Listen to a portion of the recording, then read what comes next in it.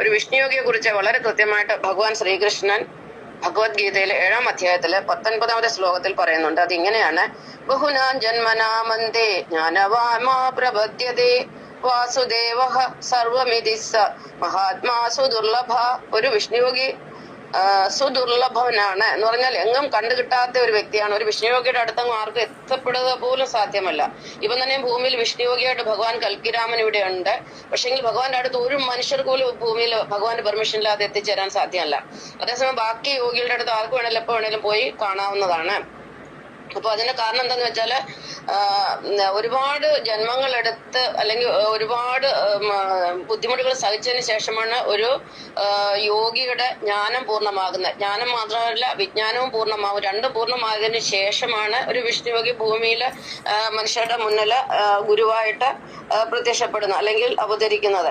അപ്പൊ അങ്ങനെയുള്ള ഒരു യോഗി പ്രപഞ്ചം മുഴുവനും വാസുദേവമിതിസ മഹാത്മാ സുദുർലഭ, വാസുദേവനാണ് പ്രപഞ്ചം മുഴുവനെന്ന് മനസ്സിലാക്കുന്നത്. അതായത് വിഷ്ണുയോഗിക്ക് മാത്രമേ പ്രപഞ്ചത്തിന്റെ യഥാർത്ഥ ദൈവം അല്ലെങ്കിൽ യഥാർത്ഥ മഹാദൈവം വാസുദേവനാണെന്ന് മനസ്സിലാവുകയുള്ളൂ. വാസുദേവൻ എന്ന് പറഞ്ഞാൽ കൃഷ്ണൻ എന്നൊരു അർത്ഥമുണ്ട്, വിഷ്ണു എന്നർത്ഥമുണ്ട്. പക്ഷെ ഇവിടെ വാസുദേവൻ എന്നുള്ള അർത്ഥം എന്ന് പറഞ്ഞാൽ അഷ്ടവസ്തുക്കളുടെ സൃഷ്ടാവെന്നാണ്. ഈ പ്രപഞ്ചത്തില് ആകെ ഉള്ളത് 8 വസ്തുക്കളാണ്. 8 വസ്തുക്കൾ ഏതാണെന്ന് ചോദിച്ചു കഴിഞ്ഞാല് പഞ്ചഭൂതങ്ങൾ 5ഉം, പഞ്ചഭൂതങ്ങൾ എന്ന് പറഞ്ഞാൽ ഭൂമി, ആകാശം, വായു, ജലം, അഗ്നി.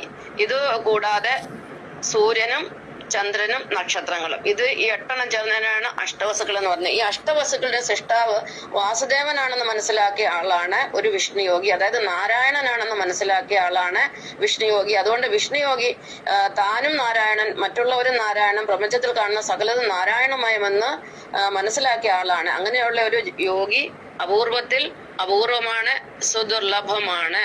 കൂടാതെ ജലേ വിഷ്ണു, സ്ഥലേ വിഷ്ണു, വിഷ്ണുരാകാശം ഉച്യതേ, സ്ഥാവരം ജംഗമം വിഷ്ണു, സർവം വിഷ്ണുമയം ജഗത്.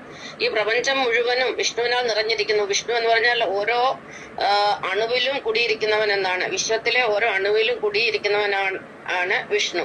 അപ്പം ജലത്തിലും വിഷ്ണു, കരയിലും വിഷ്ണു, ആകാശത്തിലും വിഷ്ണു, ചലിക്കുന്നവയിലും വിഷ്ണു, ചലിക്കാത്തവയിലും വിഷ്ണു, ജീവൻ ഉള്ളവയിലും വിഷ്ണു, ജീവൻ ഇല്ലാത്തവയിലും വിഷ്ണു. അങ്ങനെ സകലത്തിലും വിഷ്ണുവിനെ കാണുന്നവനാണ് യഥാർത്ഥ വിഷ്ണുയോഗി.